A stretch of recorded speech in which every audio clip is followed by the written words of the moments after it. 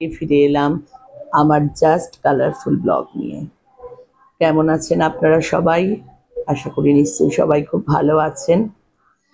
আজকে আমার দিনটা শুরু করছি এই ব্লগে একেবারে রান্না করা দিয়ে। জানেন, আসলে সকালের দিকে তো সময়টা নানান ব্যস্ততার মধ্য দিয়ে কাটে। আজকে আমার একটা ডাক্তার দেখানোর প্ল্যান আছে। প্রত্যেক মাসেই আমার ডাক্তার চেক আপ থাকে। তো সকালবেলা এমনি তো আমরা সত্যি কথা বলতে কি আমি এবং ওডাফা দুজনেই খুব হালকা ফুলকা ব্রেকফাস্ট করে নিই। কোনো কিছু সেরকম বানানোর থাকে না, বেশিরভাগ দিনই ও স্মুদি বানায়। তো আজকে লাঞ্চ যেটা করব সেটাই আপনাদের সাথে শেয়ার করব। সেটা হচ্ছে চিংড়ি মাছের মালাইকারি। এই চিংড়ি মাছের মালাইকারিটা আমারও খুব ফেভারিট এবং ওডাফারও খুব ফেভারিট। সবসময় তো ভালো বাগদা চিংড়ি পাওয়া যায় না, আর সত্যি কথা বলতে কি আজকাল বড় বাগদা চিংড়ি পাওয়াই যায় না। ছোটবেলায় বাবা বাজার থেকে কত বড় বড় বাগদা চিংড়ি আনতো, আর মা সেগুলো যত্ন সহকারে মালাই করতো। মনে পড়ে প্রন কাটলেট, মা বাগদা চিংড়ি আনলেই প্রন কাটলেট বানাতো। সে যে কি স্বাদ ছিল! সত্যি মায়ের হাতের অনেক রান্না আমার সবসময় মনে পড়ে, জানেন। তবে আমি তো খুব একটা বেশি রান্না করি না, কারণ রান্না করার ব্যাপারে আমি ভীষণ বড় ফাঁকিবাজ, জানেন। আমি সবসময় যে কোনো একটা ভালো মাছের বা মাংসর প্রিপারেশন করে নিলে আর আমি কিছু রান্না করি না, তার সাথে আমি একটা জাস্ট ভাতে ভাত দিয়ে দিই। আজকেও তাই করেছি, কারণ আজকে তো আমার ডাক্তার দেখানোর ব্যাপারই আছে।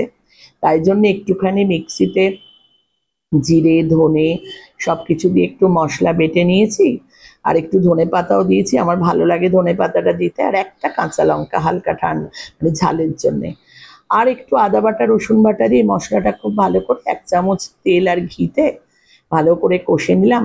মশলাটা দিয়ে চিংড়ি মাছের মালাইকারিটা বানিয়ে নিলাম। কারণ সত্যি কথা, চিংড়ি মাছের মালাইকারি হয়ে গেলে আর কিছুই লাগে না। সব সময় তো বাড়িতে লোকজন এলে একটু ক্রিম ফ্রিম অ্যাড করি, আদারওয়াইজ খুব সিম্পল ওইতেই করি। কারণ আজকাল নারকেল কিনে সেটা নারকেল দুধ বার করা এসব তো আজকাল উঠেই গেছে। এখন তো ইনস্ট্যান্ট নারকেলের পাউডার কিনতেই পাওয়া যায় নারকেল দুধের। তো সেটাই আমিও কিনে এনে ফ্রিজে রেখে দিই। চটজলদি একটুখানি রান্না চিংড়ি মাছের মালাইকারি আর একটু আলু আর পেঁপে সেদ্ধ করে নিয়েছি।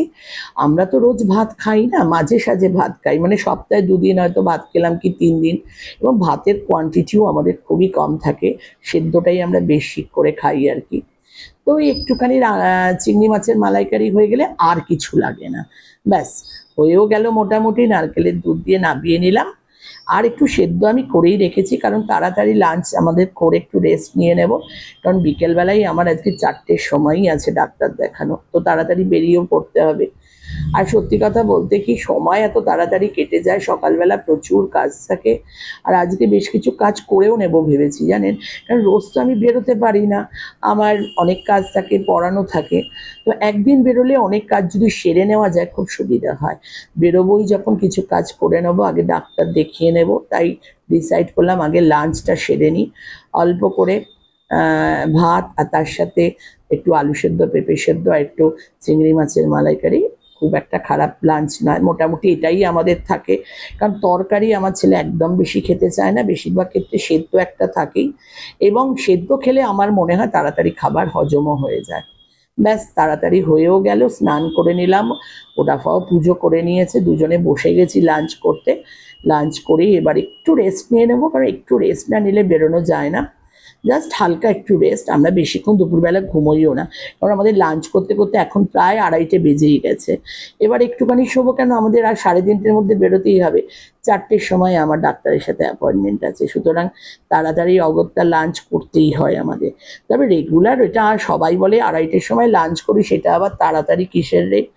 যাই হোক, লাঞ্চ করে নিলাম, এবার বেরিয়েও পড়েছি। প্রত্যেক দিন বেরোনোর সময় ওডাফাকে একটা কথাই বলি যে গাড়ি চালানো শিখেছিস, গাড়িটা খুব ভালো চালাসও, কিন্তু কিছুতেই গাড়ি চালাবে না। বলে এখনো এত মানে গাড়ি এত, অবশ্য চালাতে চায়, আমি বলবো না। আমি বলি একটু ফাঁকা ফাঁকা গাড়ি চালা, কারণ চালানোটা তো ভীষণ দরকার। এত ভালোভাবে গাড়ি চালানো শিখে গেছিস, তো ওই যা হয়, আমারও একটা টেনশন লাগে, নতুন গাড়ি, বেশি দিন এই গাড়িটা আমার কেনাও নয়, ভয়ও লাগে। আর যেহেতু ড্রাইভার থাকে, আর আমার সব বিশ্বস্ত ড্রাইভার, আমার রাজিন্দা, না হলে সানি, না হলে সঞ্জয়, এই তিনজনের একজন বেরোয়, যাকে যখন আমি পাই, কারণ রোজ তো আমার বেরোনো হয় না, এদের হাতেই আমার গাড়ি থাকে এবং গাড়ি ভালোও থাকে।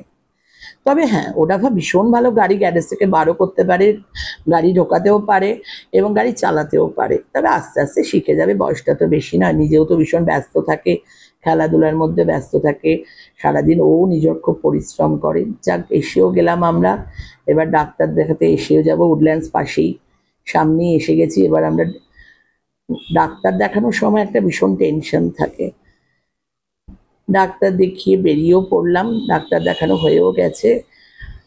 আর এই সময়টা এত গরম, মানে চিন্তা করা যায় না। মাঝে একটুখানি ঠান্ডা পড়েছিল বৃষ্টি হয়ে, আবার সেই রোদ, সেই রোদ, আবার গরম। মানে কে বলবে, এখন প্রায় 5:30 বাজে, মনে হচ্ছে যেন একেবারে দিনের বেলা। আসলে সারাদিন এত রোদ থাকে না, রোদেতে মনে হয় সেই গরমটা, মানে সকালের দিকে তবু ভোরের বেলাটা একটু ঠান্ডা থাকে আর রাতের বেলাটা একটু ঠান্ডা হয়, কিন্তু আমার মনে হয় সূর্য ডোবার পর যে গরমটা লাগে না, সহ্য করা যায় না। কলকাতায় এই সময় ভীষণ গরম পড়েছে। জানি না, আবার সেই অপেক্ষা করতে হবে ঝড় আর বৃষ্টির জন্য। আমার মনে হয় আমার সাথে আপনারা সবাই একমত, সবাই অপেক্ষা করে থাকেন যারা কলকাতায় থাকেন, যে কখন আবার ঝড় হবে, কখন আবার বৃষ্টি হবে, কখন আমরা আনন্দ পাবো। তো বেশ কিছু কাজ করেও নিলাম, করে সন্ধেও হয়ে গেছে, সন্ধেবেলা একটুখানি চা খাবো বলে চলে এসেছি। আমার এই জায়গাটা খুব ফেভারিট জায়গা, জানেন, পিজির সামনে যে ভালো চায়ের দোকানগুলো আছে, সেখানে একটু চা খেয়ে নেব, কারণ এখানকার দুধ চাটা মানে ইন জেনারেল আমি লিকার চাই খাই, পছন্দ করি, কিন্তু এখানে এলে আমার কেন জানি না ওই কেশর দেওয়া দুধের চাটা খেতে ইচ্ছে করে। আর এই এখন আমি এখানে নেবে দেখছি সবাই দাঁড়িয়ে দাঁড়িয়ে ফলের জুস, লস্যি সব খাচ্ছে, কিন্তু আমি আবার এসেছি এখানে দুধ চা খেতে। মানে সবাই হয়তো ভাববে, দেখো এই গরমেতে। তবে চাটা এমন একটা জিনিস, জানেন, চা মানে চা, দুধ চাটা মাঝে মাঝে সত্যিই আমার ভীষণ ভালো লাগে খেতে।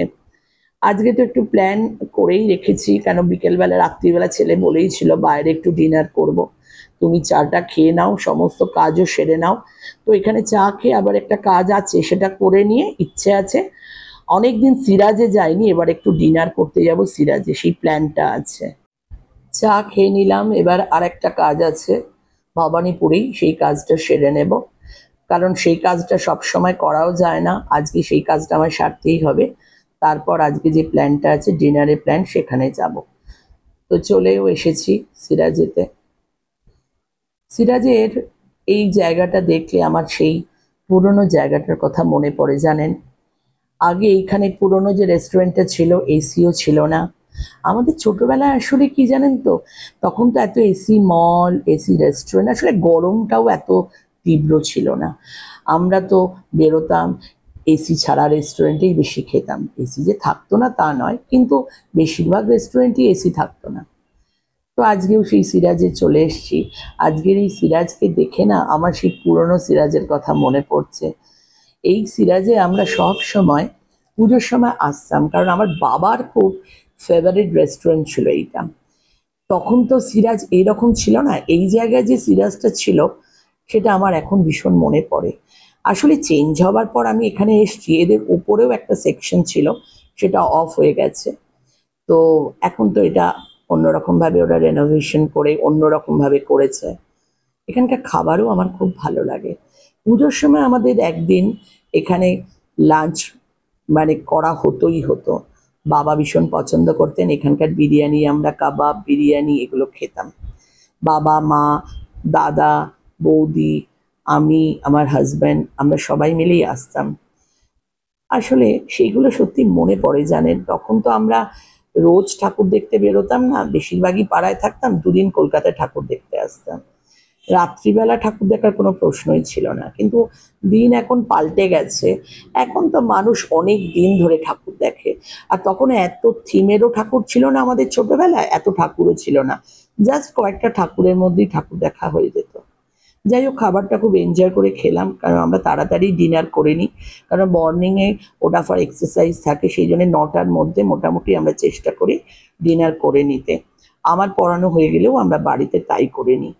দিনটা বেশ ভালোই কাটলো, সকাল থেকে রাত পর্যন্ত। তাড়াতাড়ি বাড়ি ফিরে যাব। আপনারা সবাই খুব ভালো থাকবেন। আবার ফিরে আসবো আমি আরেকটা সুন্দর নতুন ব্লগ নিয়ে। খাবারটা সত্যিই খুব এনজয় করে খেলাম। আশা করি আপনাদের খুব ভালো লাগবেন, ভালো করে থাকবেন, সবাই ভালো থাকুন।